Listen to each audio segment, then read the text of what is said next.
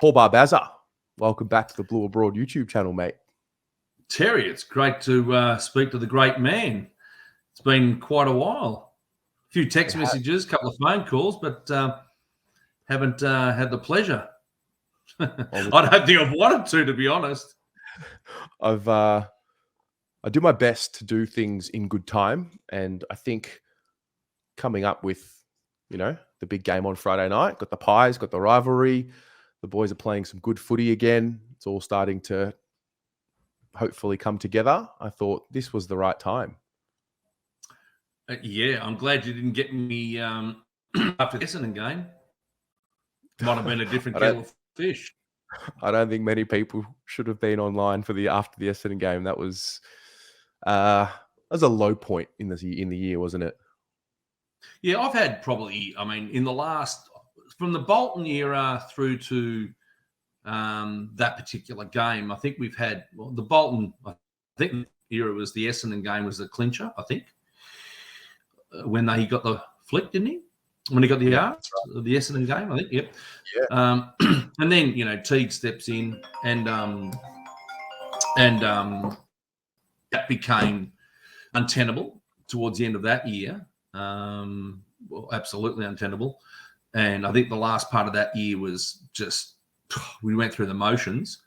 And then, so it came to the Voss, it was a nice introduction from Voss last year, just missing out on finals. We just expected things to unfold this year. And then, when you're 15th on the ladder and you've lost 8 out of 9, and then you lose to an arch rival like Essendon in the manner that we did, there was plenty of questions to be asked, I guess. And it was a very low point for me, very low point. And that, like those 3 low points in the last, whatever it's been since 2000 and I don't know what it was, 2017 to now. 3 low points in 6 years. Wow.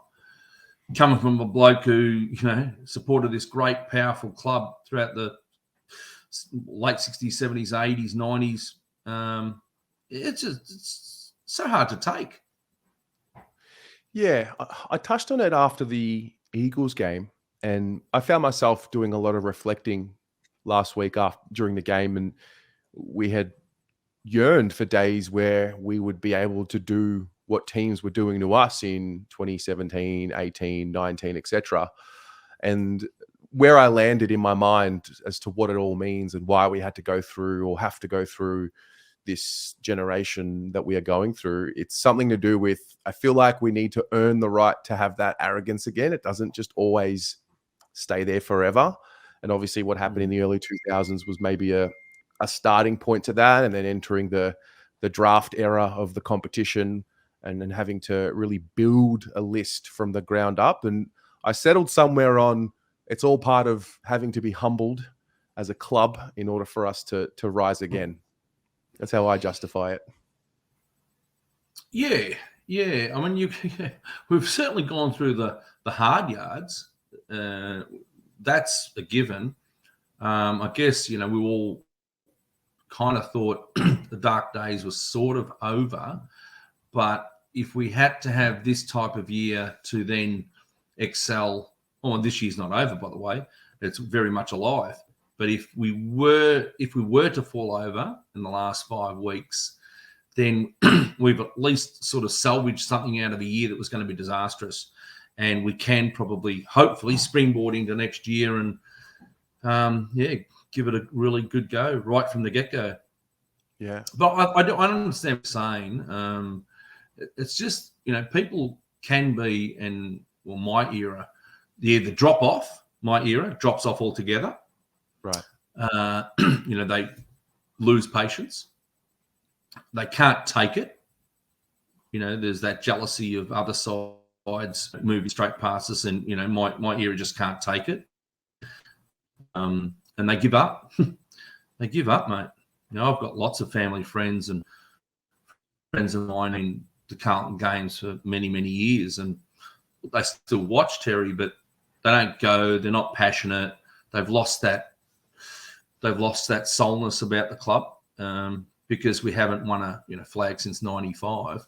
So it takes its toll, and I'm not saying it's a good thing or a bad thing, and each to their own. But, I withstand the test of time. I'm a dinosaur, mate. I'm just going to keep going until it cracks. Of course. Well, I feel like on some level, we were all broken at some point. They got to all of us in some type of way. And, now we're sitting in a position where things are seemingly back in our control, 5 in a row for the first time since the year 2000, coming up against Collingwood, who are the best team in the comp this year. Do you believe in what's happening over the last 5 games? Like, how do you look at it? Look, seeing is believing. I mean, I guess if the previous 8 or 9 weeks didn't happen, then we'd probably have a lot more confidence. But because you've been scarred of, what happened at the back end of last year, what happened in the first half of this year, you're always guarded, I think, when it comes to Carlton. But 5 in a row, going to Perth and knocking off Freo, that's a good win. It doesn't really matter, what you think, travel. It's the hardest travel you have to have. So I think that was, for me, a good win. The Port Adelaide win was a strong win. Of course, on the weekend, it was always going to happen. The previous 2 wins, Hawthorn and Gold Coast. Well, you know what? What I say to people with that is that I listen to Fagan win at this level against anyone is a good win. This is the competition. So he believes any win is a good win. So to sort of put a damper on the Hawthorn or the Gold Coast wins, I think going into those games, particularly the Gold Coast, I would imagine it was a flip of the coin that day there. And we actually trailed at quarter time. And actually, that first quarter was terrible. It was shocking. And I remember what, people were saying around me at the ground, like, oh, what the hell's going on? Like, this is just more of the same. So, but what's happened since that second quarter to now is extraordinary, absolutely extraordinary. I mean, seeing is believing. I guess we've got the big challenge come Friday night. They're the benchmark at the moment. Not that they've, won grand finals with this side, but or part of this side has won a grand final years ago. But at the moment, you'd say they are the team to beat. They're favourites for a reason. They're too clear on top. And then, I know what we've got ahead of us, St Kilda, bogey team, Melbourne, the day, they're above us. Then we've got Gold Coast up there. Again, bit of a bogey side up there for us. GWS, last game of the year. I think there's another. Have I missed a game? Well, that's about it. But yeah, I mean, what we've got, and St Kilda, sorry, yeah. And so we've got sides. Is that fourth above us in final?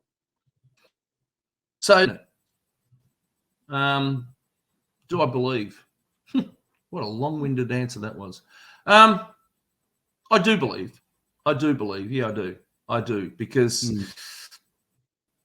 you don't write 5 sides off by 50 points plus if they're not believing themselves.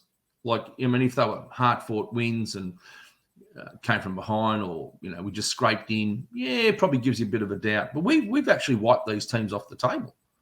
So I am certainly believing. I think they're believing. Their confidence is, that's for sure. When you see a team put pressure on, running waves, they just look a lot more fresh, a lot more. Like, their running capacity is a lot better now. In those 5 or 6 weeks, we've changed a few players up. Obviously, you know who's come in. The people come in. I don't have to name them. So they've given us probably that spark or that run or that better quality of ball handling. Particularly when it comes to Cunningham and Martin. But someone like Lockie Fogarty, and he's just a tackling machine, and Kemp down back's been fantastic. Cottrell plays a role. You know, there's these role players that come in that we may not have actually ever had. I don't know. Role players. We got the top end, Terry. We all know we got the top end. You know, we've got 8 fantastic players. Yeah. But good teams are built over the whole squad of, say, 28 to 32. It's not just about the 8, top liners. You've got to have them, and we have got them, but we've built on it now, I think. And that belief and confidence has come back. But that's built on pressure too. The amount of pressure this side puts on at the moment is, it's fantastic to watch. It's completely different to the 33 tackles we put on against Essendon. Correct. Well, I actually saw something recently, and I learned something recently that I wanted to bring up to you, because you are a Bruce Doull aficionado, I would say. A big fan of the Brucey Doull. So it was a few weeks ago. It was the Port Adelaide game, and Charlie, not just Charlie, there were a few of them. They started tapping the ball to their teammate in a better position. And I referenced it in, I think, the fan cams or maybe my review. And I got a message from a gentleman who said, back in the day, the taps used to be called a duel, because you didn't get a stat for it, but it put your teammate in an advantageous position. Was that something Bruce Doull used to do a lot of?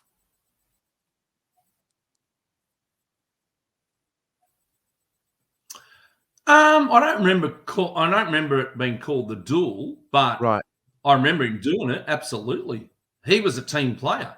You know, he wasn't the most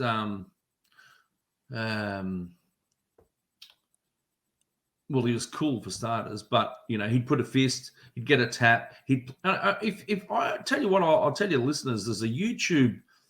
I think it goes for about 55 minutes, all Bruce Doull highlights. Right. If you're a mad Carlton supporter, click on it. This is a man back in the 70s and 80s that would play on at all costs, by handball, by foot. He was before his time. And he did all the one percenters you're talking about.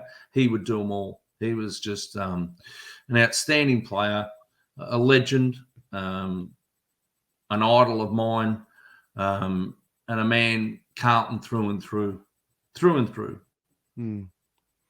350 plus games. Carlton, just, mate, heart on the sleeve type player. You'd love to have one of him. You would. I wouldn't mind half of him. We would. Yeah, I know. I was.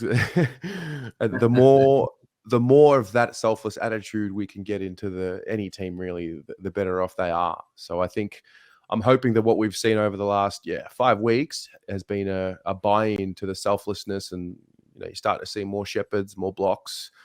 You start to see more of these actions where you have a guy that doesn't get a stat, but he helps his teammate get a stat, or helps his teammate with 0.5 more time to make a decision. So, yeah. And what do you think, Terry? I mean, like the difference of that. I think the word individual was coming up a fair bit in those losses. We were playing like individuals. Certain players were playing like individuals, and we didn't look like a team that knew where we were supposed to be, where a player's supposed to be, where to kick the ball. Like now it seems to be flowing. It seems to be a very team-orientated change. And, like I know that defensively, we've been pretty good all year, to be honest with you. Even in those losses, we weren't conceding a lot of points. And we weren't getting beaten by much either. There was always 3, 4, possibly 5 goals. Now, no loss is a good loss, but they weren't massive blowouts. So there was something there that the coach was seeing, and he kept telling us that, but we kept saying, no, that's bullshit. So he kept saying it every week, connection, etc., etc. But when it becomes a lack of pressure, then I couldn't care less about connection. Like the pressure had diminished, particularly against Essendon. That's the one that broke the camel's back for me. Yeah. Well, when I think of the great teams of the last 10 years and the journey before they became great teams, I think of, Richmond comes to mind straight away. And I think of their ability to remove the ego and, I mean, at the end of the day, we're the Carlton Football Club. We hype our players up. Our fans do it. Our club does it. The media does it. The noise about the individual and that Messiah complex is there. There's an air of it.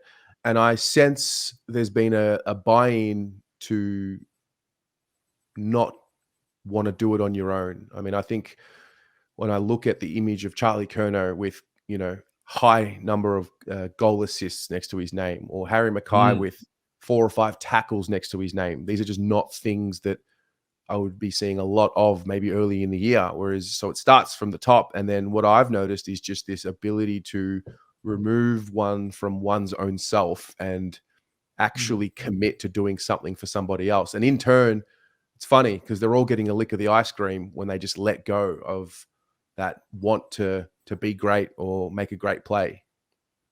Sure. I mean, I look back at obviously we weren't scoring, so this is pretty obvious. But when you're scoring 6, 7, 8, 9 goals, 10 goals a game, and you're having 2, 3, 4 goal kickers, the last 5 weeks, Terry, and you'd know this. I'm not telling you anything new, and I'm sure your listeners would know this too.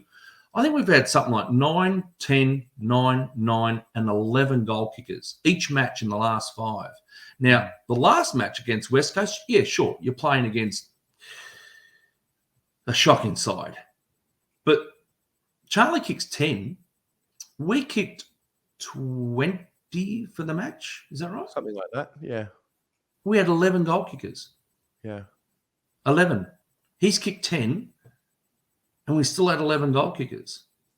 So you're right. Everyone's getting a lick of the ice cream. And I think just that alone, if you wanted to say to me, Baz, what do you reckon, is there any correlation between when you're growing up, the great sides that you were watching, to what's happening at the moment? If there's any correlation whatsoever, it is the fact that we have multiple goal kickers. Right. Multiple goal kickers. That is the only correlation that I can see at the moment without getting too, excited and nitty gritty about it. But that is thing. That is the thing that raises me and gives me that lift and that excitement that, we've got, it doesn't have to be Charlie. It doesn't have to be Harry. Of course, it was Charlie on the weekend. But when you look at Charlie's averages, he averages 3 goals a game. So does Harry. So they kick 6. That's what you're going to get from them. More often than not, you're going to get 6 between them. So to win a game of footy these days, you generally got to get up around 13, 14, 15 goals, generally speaking. So who's kicking the rest? And it wasn't happening back then, Terry. It wasn't happening. No one. Our midfielders were not kicking goals.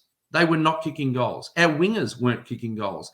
Our ruckmen weren't kicking goals. Our backmen hadn't kicked a goal for yonks.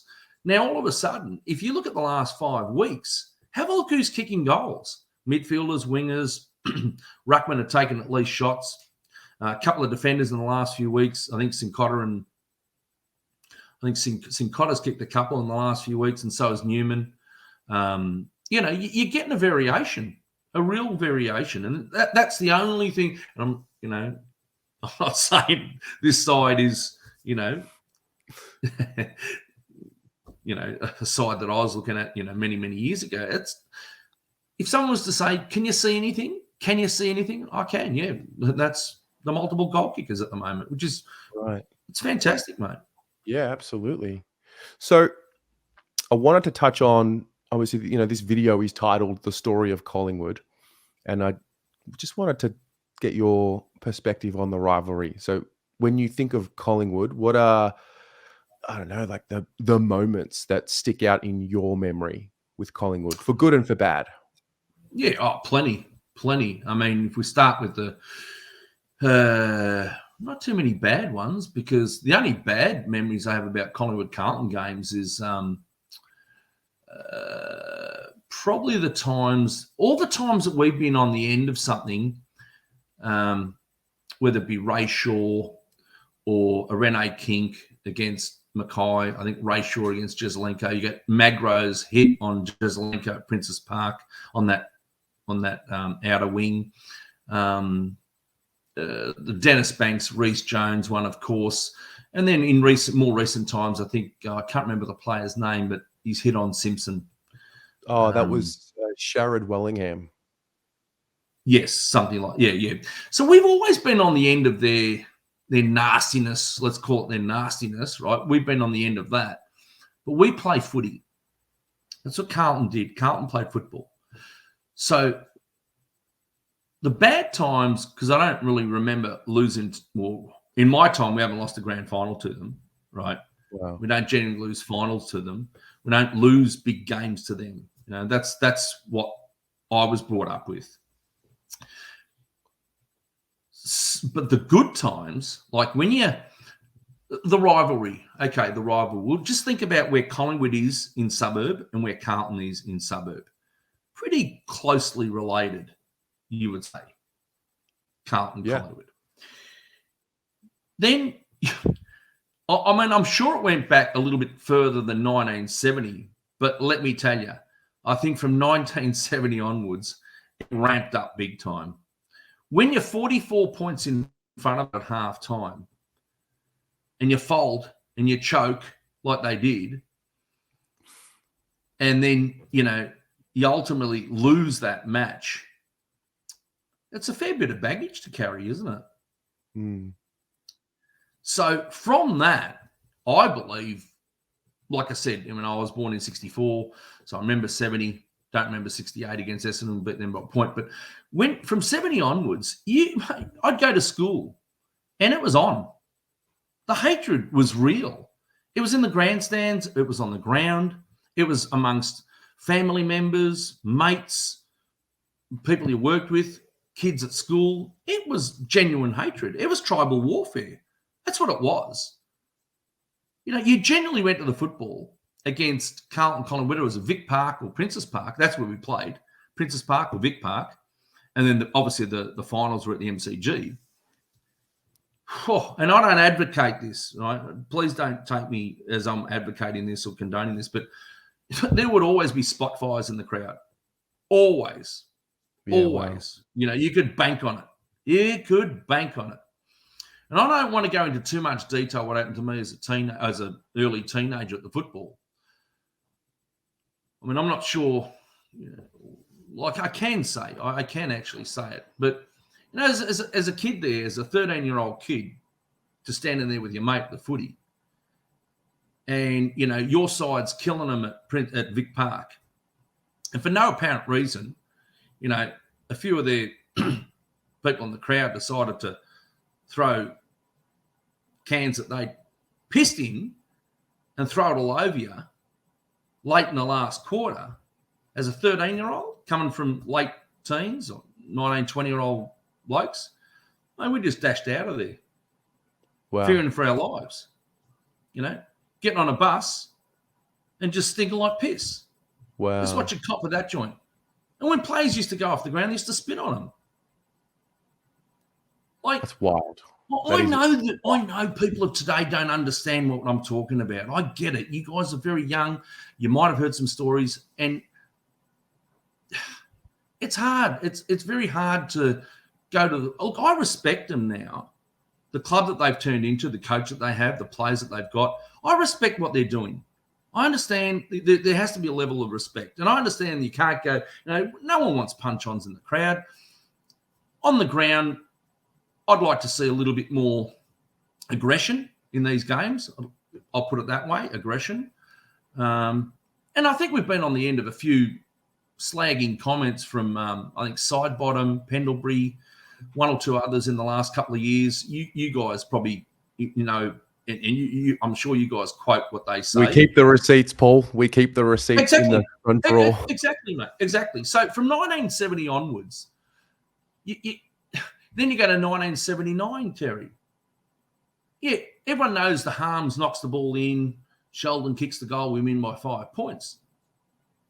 But tell the story properly. Halfway through the second quarter, we're fucking 5 goals down, mate. Right. We hadn't scored a goal. 10 minutes in the second, we haven't scored a goal. We're down by 5. And we nailed them again. Yeah, wow. Now, there's lots of facets to this. I was brought up, Terry, in a family to basically hate Collingwood. That's it. You barrack for Carlton, you hate Collingwood. End of story. Yep, we can understand now things have changed, and I don't know whether there's a mutual respect or not, but I tell you what, I think a lot of young blokes, a lot of young people, girls, whatever, supporters, have understood now, I think, after being on the end of them last year twice in a close game, and this year, that we've become their bunnies. Perhaps well, that is my experience with the rivalry from what I can remember. I mean, 2012 was a really good year. That night we beat them on a Friday night. That was the best experience I remember with the Carlton Collingwood rivalry. I mean, I think we beat them with Daisy Thomas one year, maybe 2014 or 15. We beat them again in 17. And then, I don't have too many memories of going to the footy and just beating them, let alone in a final, let alone in a grand final. Like when you say you remember beating them in the grand final, to me, the idea of playing Collingwood any week is crazy. But in a grand final, like that is so beyond my realm of understanding what that would be like. It's fascinating. Yeah. I mean, Jez's mark, the all-time famous mark, that was in the 1970 grand final.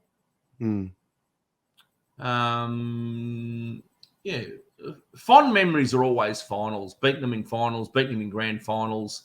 I can't remember the year exactly, but it was Phil Malin's first game, number 13 for Carlton. No one even knew who he was. So this is round one. There's no draft. You didn't know who came into your side, from where they came, and all the rest of it.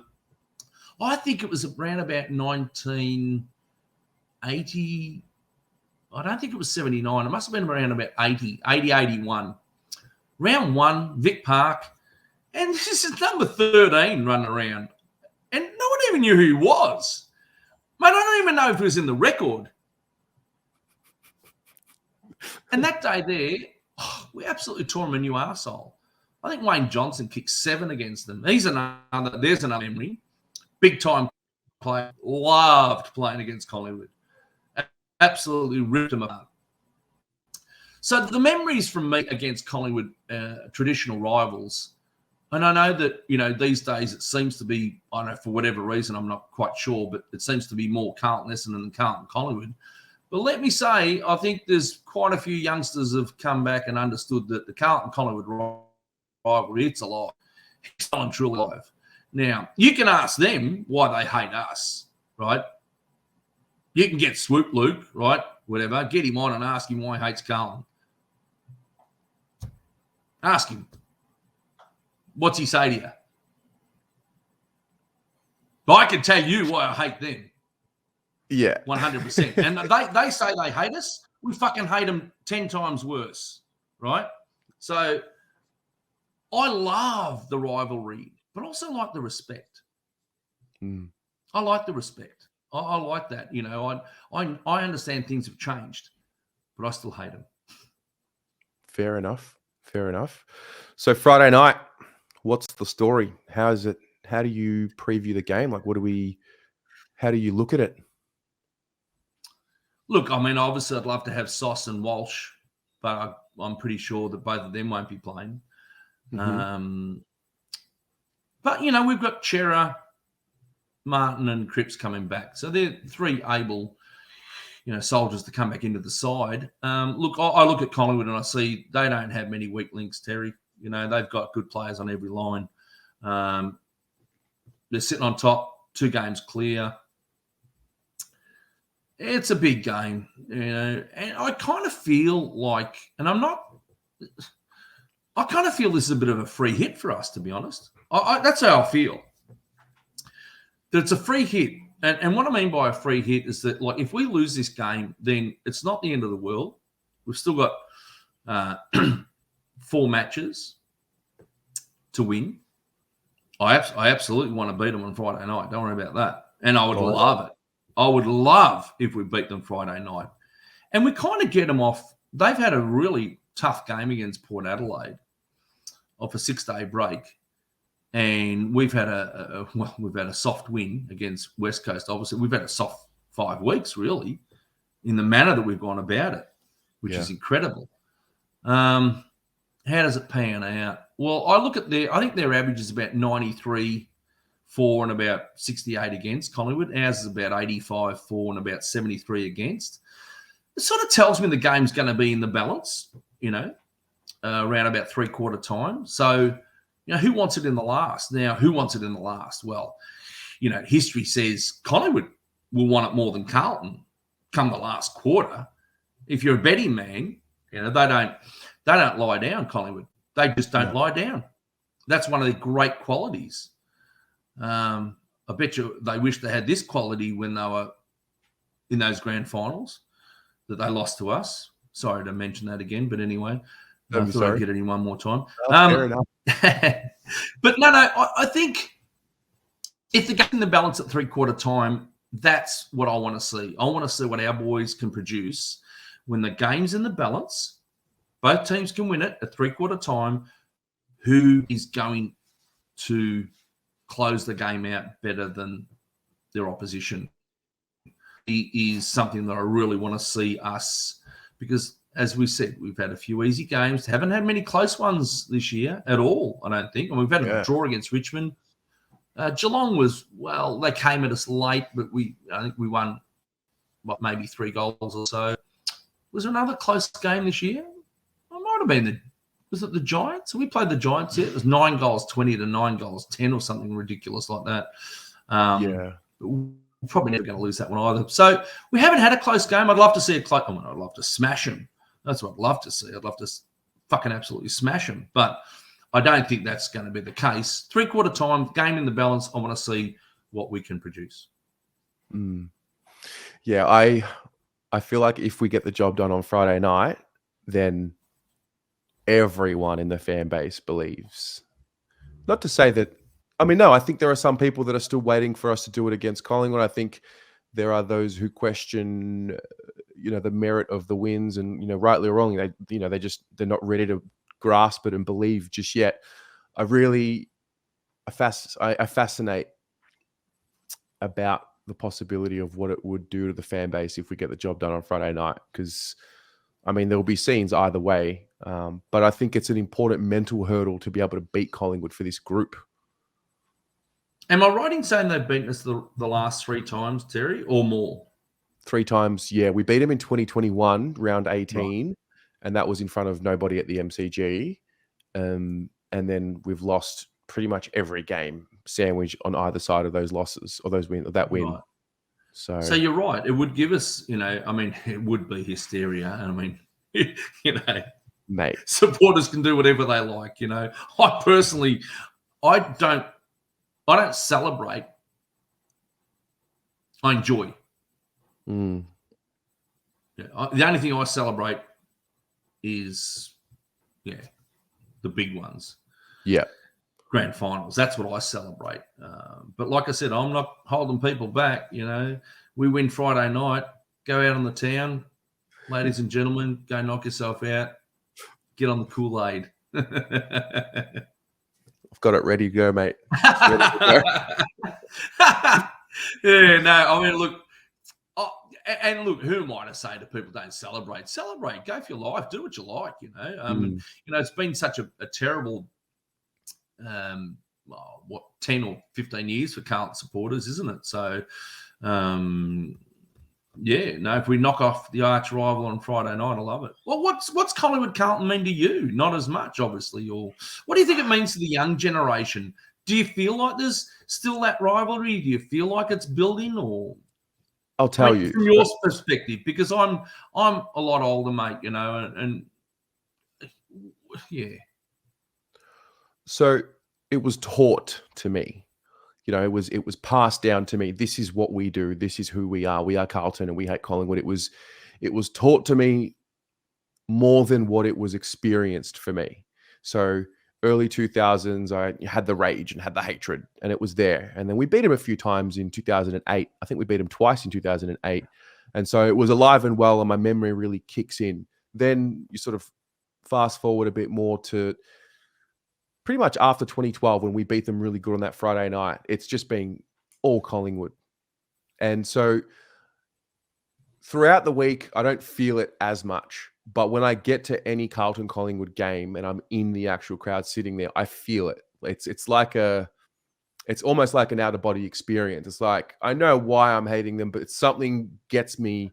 It's in the air. You smell it. And then I think the way it ended last year around 23, that was my first real memory of like true heartbreak at the hands of Collingwood. So there was a reason to want to get them back and feel that revenge and have that really awful experience and, you know, all the implications that came with that loss.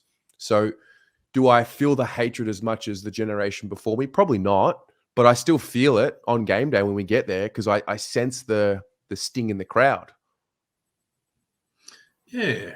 And do you feel like your generation and younger appreciate the rivalry? Do you think that they get it now? Because I felt like for a few years there that they probably didn't sense it as much, perhaps.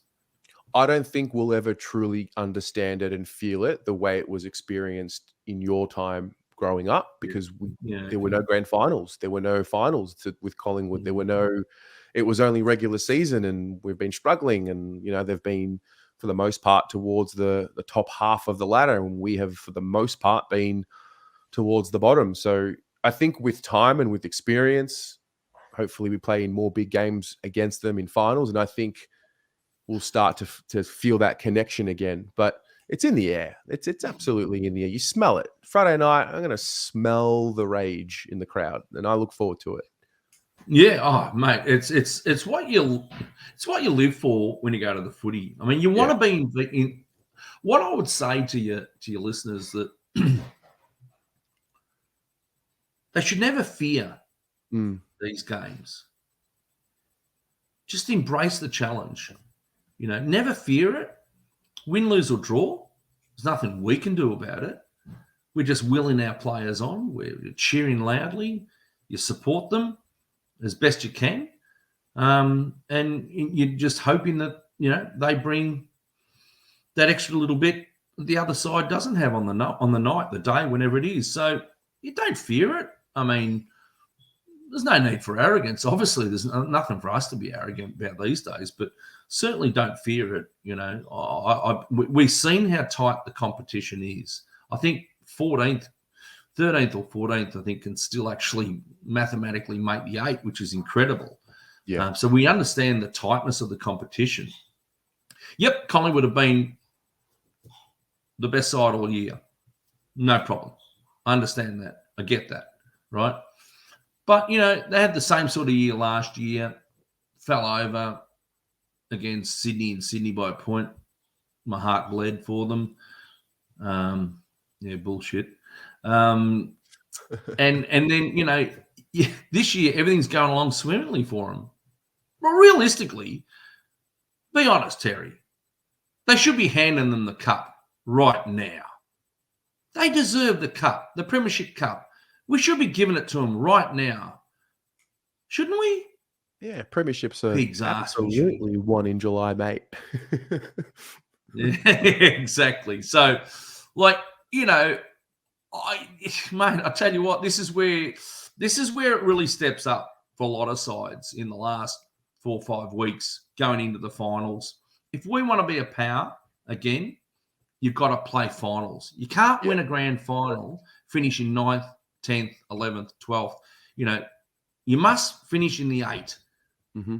Obvious statement, very obvious statement. But you can't win anything if you don't play finals. So you've got to start playing finals. Yeah. Mind you, I laugh at the arrogance of Collingwood supporters at the moment.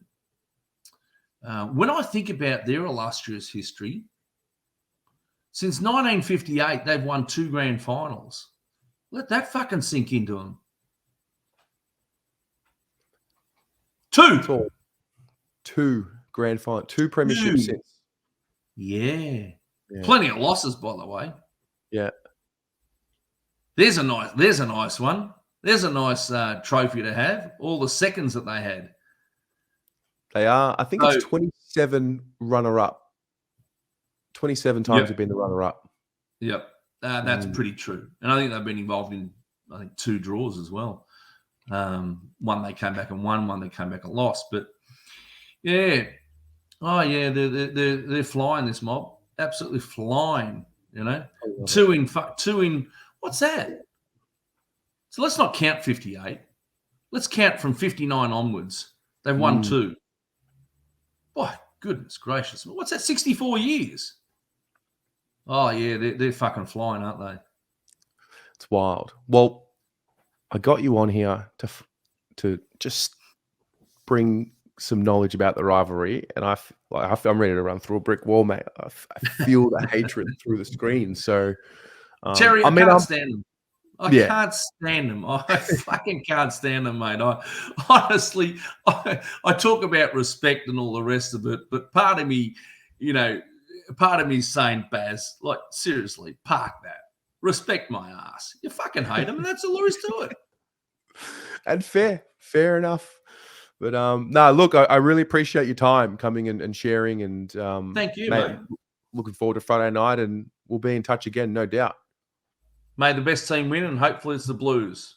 You know it, mate.